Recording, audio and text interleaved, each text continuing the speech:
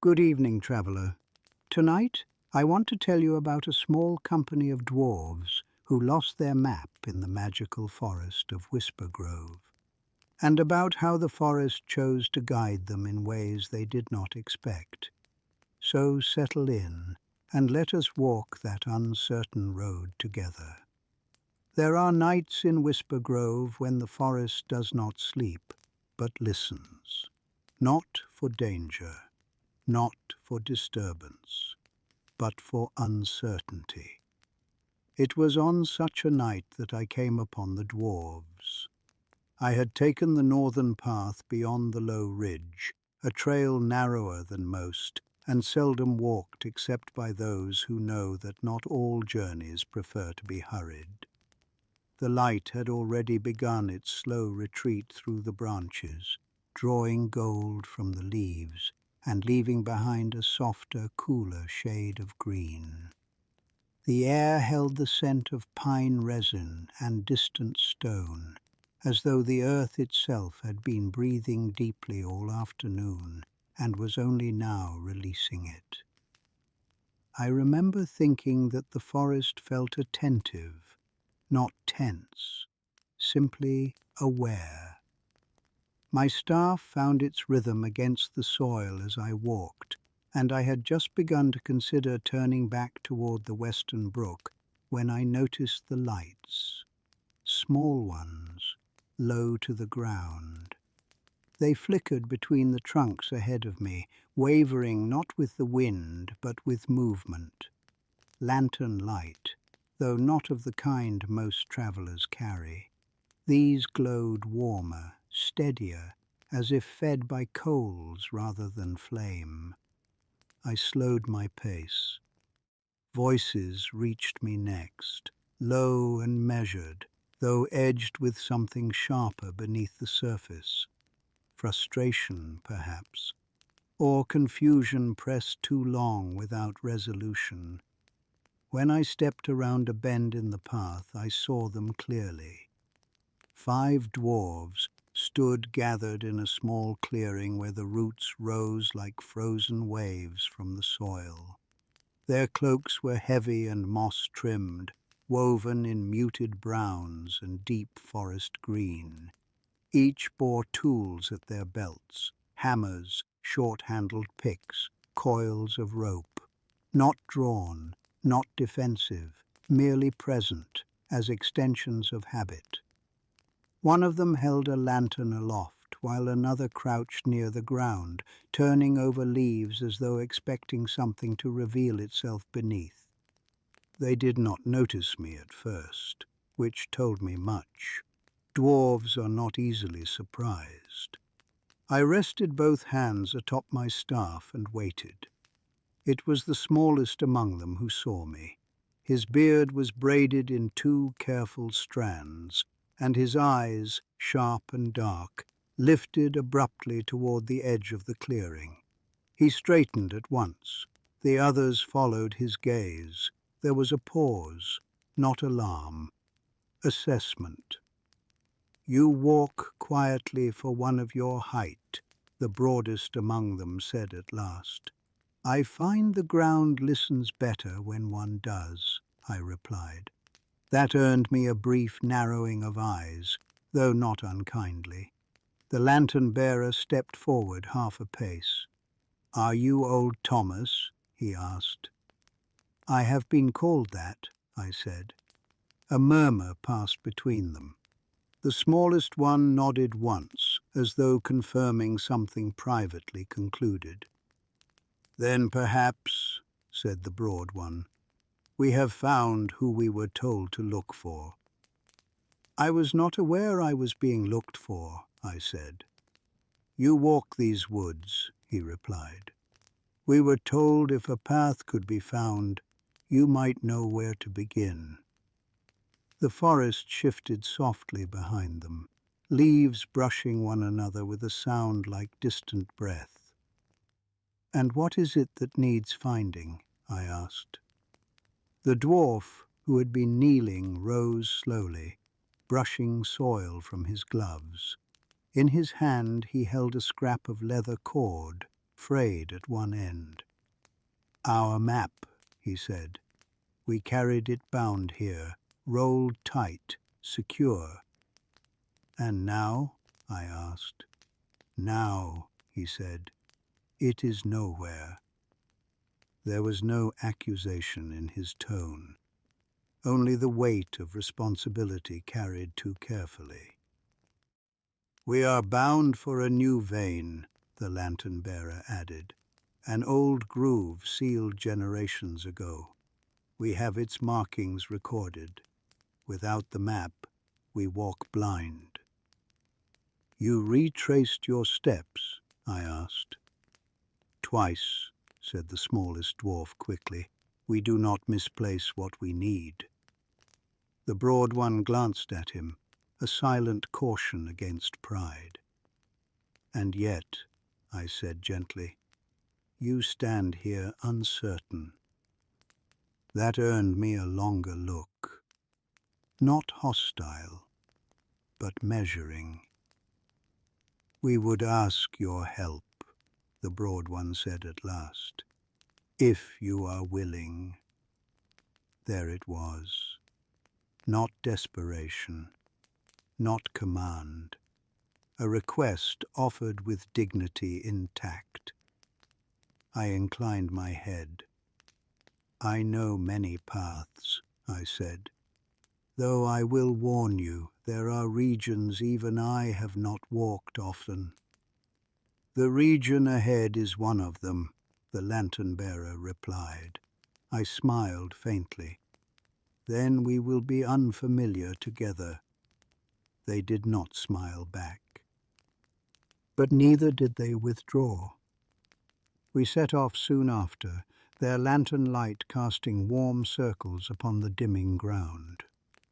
I walked slightly ahead, not because I knew the way, but because uncertainty often prefers someone willing to meet it first. The forest thickened as we moved northward. Roots braided across the soil, stones emerged more frequently beneath the moss.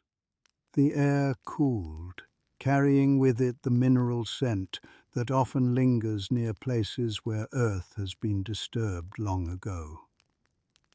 "This is wrong," murmured the smallest dwarf after some time. "The slope should have turned east." "It may yet," I said. "It should have already," he replied.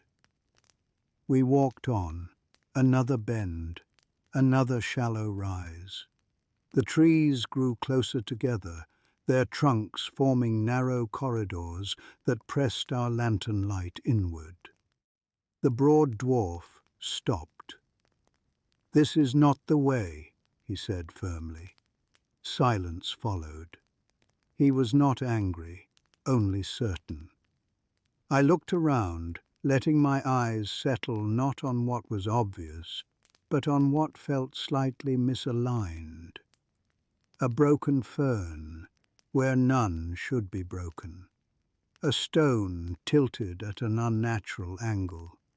The faintest disturbance in leaf pattern where something small had passed. "You are certain of the slope," I said. "Yes." "Then perhaps the slope is not certain of itself." That earned me a look of clear skepticism. "We deal in stone," the lantern-bearer said evenly. "Stone does not forget its shape." "No," I agreed, "but forests do not always reveal theirs immediately." The smallest dwarf exhaled through his nose. "We cannot wander on riddles." "You are not wandering," I said quietly. "You are being held." They did not like that. I could see it in the tightening of shoulders, the shifting of weight. "Held by what?" the broad one asked. "By something that wishes to see whether you trust it." The smallest dwarf shook his head. "We trust our maps." "And yet," I said gently, "your map is not here." That stilled him. The lantern flame wavered slightly. though there was no wind. I listened, and beneath the quiet murmur of dwarven breath and distant branches settling for night, I heard it. Movement, soft, measured, not behind us, not ahead, around. I did not turn immediately. Instead, I allowed the forest its patience. One does not rush what is choosing whether to reveal itself. The broad dwarf shifted again. "We are losing light." "No," I said softly. "We are gaining something else." A faint rustle to our left, then stillness. Then, from the right, the careful placement of a hoof against soil. The dwarves turned as one, but they saw nothing yet, only shadow layered upon shadow. I smiled, just slightly. The forest, it seemed, had decided to listen back. The first creature to step forward was a doe. She emerged not from darkness, but from between it, her shape assembling slowly from shadow and silver light. Her ears turned toward us, wide and alert, though her posture carried no alarm. She stood a short distance away, head slightly lowered, watching. The dwarves froze. "That was not there before," the smallest one whispered. "Much was not there before," I replied quietly. The doe did not approach. She did not retreat. She simply shifted her weight and took one careful step to the side. Another shape moved behind her. A fox, red fur deepened to rust beneath the lantern glow. It paused beside a fallen log and regarded us with bright, unblinking eyes. Its tail flicked once, slow and deliberate. "This proves nothing," the lantern-bearer murmured. "No," I agreed. "Not yet." The broad dwarf folded his arms across his chest. "We are not children to be led by woodland curiosities." "Nor are you being led," I said. "You are being accompanied." The distinction settled uneasily between us. More movement stirred beyond the trees. An owl descended without sound, taking perch upon a low branch that arched over the narrow corridor of trunks ahead. Its head turned once, toward us, and then slowly forward, in the direction we had not yet taken. The smallest dwarf shifted. "Coincidence." "Perhaps," I said. The doe stepped again, not toward us, forward, 2 paces. She paused, glancing back only briefly before continuing between the trees, her hooves placing themselves upon ground that appeared, until that moment, too uneven for passage. The fox followed. The owl lifted from its branch and glided deeper into the dim corridor, vanishing and reappearing in fragments between trunks. The forest had begun to move. The dwarves remained still. "We cannot simply follow wildlife into the dark," the lantern-bearer said. "We have no map." "You did not have one moments ago either," I replied gently. The broad dwarf studied me for a long moment. "You believe this is guidance. I believe the forest rarely gathers without reason. And if we are mistaken, then we will discover that together." Silence pressed close around us. The smallest dwarf looked from me to the retreating shapes and back again. "Stone does not behave this way," he muttered. "No," I said. "Stone waits. Forests respond." It was the broad dwarf who finally moved, not decisively, but enough. "One stretch," he said to the others. We follow one stretch. If the path fails, we turn back. The lantern-bearer hesitated only a moment before nodding. We stepped forward. The corridor between the trees seemed narrower than it had moments before, yet our passage met no resistance. Roots that had appeared tangled now revealed subtle gaps between them. Stones lay angled just enough to provide footing where none had been obvious. The doe did not hurry. She moved at a pace that required attention, but not strain. When we slowed, she slowed. When we adjusted course to avoid a jutting trunk, she paused as though waiting for us to catch up. The fox wove in and out of view. The owl remained overhead, a silent arc of pale movement. We walked for some time, long enough that doubt began to soften, though not disappear. The forest floor gradually changed beneath our boots. Moss thinned. The soil grew firmer, flecked with faint traces of slate. The scent in the air shifted as well, less pine, more mineral. The lantern-bearer inhaled slowly. "Do you smell that?" The broad dwarf nodded once. Stone, old stone. Not surface rock, but something deeper, something that had not seen open air in many seasons. The smallest dwarf's voice dropped. "This is near." Ahead, the trees parted not widely, but enough to reveal a rise in the earth that might once have been mistaken for nothing more than an uneven slope. But I saw the angle, too deliberate, too symmetrical. The doe stopped at its base. She did not climb. She did not lower her head. She simply stood, waiting.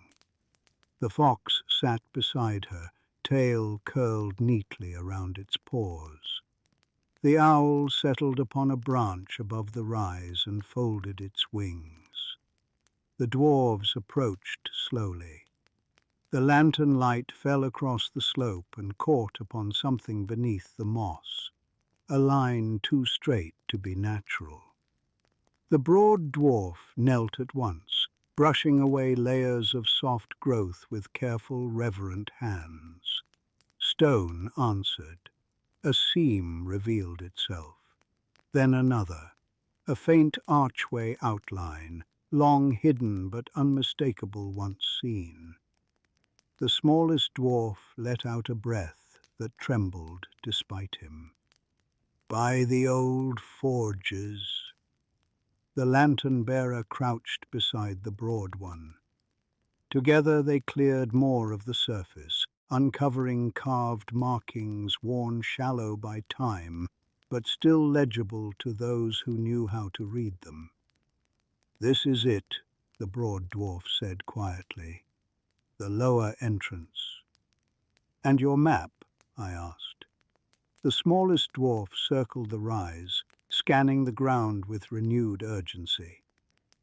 "If it fell near here—" He stopped. Half hidden beneath a tangle of roots at the edge of the slope lay a familiar roll of leather, caught but not damaged. He knelt and lifted it free, turning it over in his hands as though confirming it had substance. "It was here all along," he said softly. "Yes," I replied. "It had already arrived." He looked at me, confusion mixing with understanding not yet fully formed. The broad dwarf rose slowly, studying the entrance now partially revealed. "We would have passed this," he admitted, "even knowing what we sought." "The forest does not conceal to deny," I said, "only to ensure that what is found is ready to be found." The lantern-bearer glanced toward the doe. She met his gaze calmly. For a moment, dwarf and creature regarded one another without suspicion. Then the doe turned and stepped back into the trees. The fox followed. The owl lifted once more into the darkening sky. Within moments, they were gone. The clearing felt no emptier for their absence. If anything, it felt complete. The broad dwarf turned to me. "You trusted this from the start." "No," I said gently. "I trusted that we were not alone in wanting the journey to end well." He considered that. The smallest dwarf unrolled the recovered map and compared its markings to the stone before us. His earlier certainty had shifted, not diminished, but broadened. "It is accurate," he said, "perfectly." "Maps often are," I replied. "They simply require context." The lantern-bearer let out a quiet laugh, the tension finally leaving his shoulders. "You are an unsettling guide, old Thomas." "I take that as balance," I said. They worked together to clear enough of the entrance to mark it properly for future return. There would be time later for excavation and deeper descent. Tonight had already offered what was needed. When the last of the moss was brushed aside and the arch stood quietly visible beneath the rising moonlight, the broad dwarf turned to me once more. "You will come," he said. "Not a question." "With you?" "To our hall. There will be drink and song. We do not forget assistance." I inclined my head. We travelled back by a route far straighter than the one we had taken in doubt. The forest seemed less tangled now, though nothing had truly changed. Understanding alters perception more than terrain ever does. By the time we reached the dwarven hall, its entrance carved discreetly into a low hillside beyond the northern trees, the night had settled fully. Warm light spilled from within, golden and steady. Inside, stone walls curved in smooth arcs, etched with patterns that caught and reflected the lantern glow. Long wooden tables bore the marks of generations, scratches, burns, the polish of countless hands. They offered me a cup of deep spiced brew that warmed from within rather than without. And when the first notes of their song began, low, resonant, layered with harmony that seemed to rise from the stone itself, I felt the forest listening once more, not to uncertainty now, but to gratitude. The smallest dwarf sat beside me, cup cradled carefully in both hands. "We nearly turned back," he admitted. "Yes," I said. "And if we had, then the forest would have waited." He nodded slowly. After some time, the broad dwarf lifted his cup slightly in my direction. "To maps," he said. "And to what lies beyond them," I added. Their laughter was softer now, less edged. As the song continued and the hall filled with warmth, I allowed myself a quiet moment of reflection. There are those who believe guidance must always be drawn in ink, measured in lines and angles, secured against loss. But there are other forms of direction. Some come on 4 hooves, some on silent wings, and some arrive only when one is willing to admit that certainty has limits. That night the dwarves recovered their map. But more than that, they remembered that not all paths are found by looking down. Some are revealed by looking outward, and some, if one listens carefully enough, are offered freely by a forest that has been listening all along. The lantern light has dimmed now, and the echoes of dwarven song have settled softly into stone. The forest beyond the hall stands quiet once more, its work done without announcement or praise. Nothing hurried, nothing forced, nothing revealed before its time.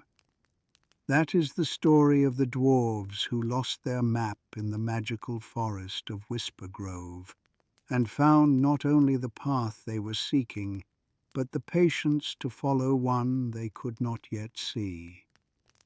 I will remain here a while longer, listening to the low hum of the earth beneath the roots, tending the last of the fire as night deepens its hold. All is as it should be. You are safe to rest. Good night, my friend. May the paths before you unfold gently, and may you remember that even when the map is missing, you are never walking alone.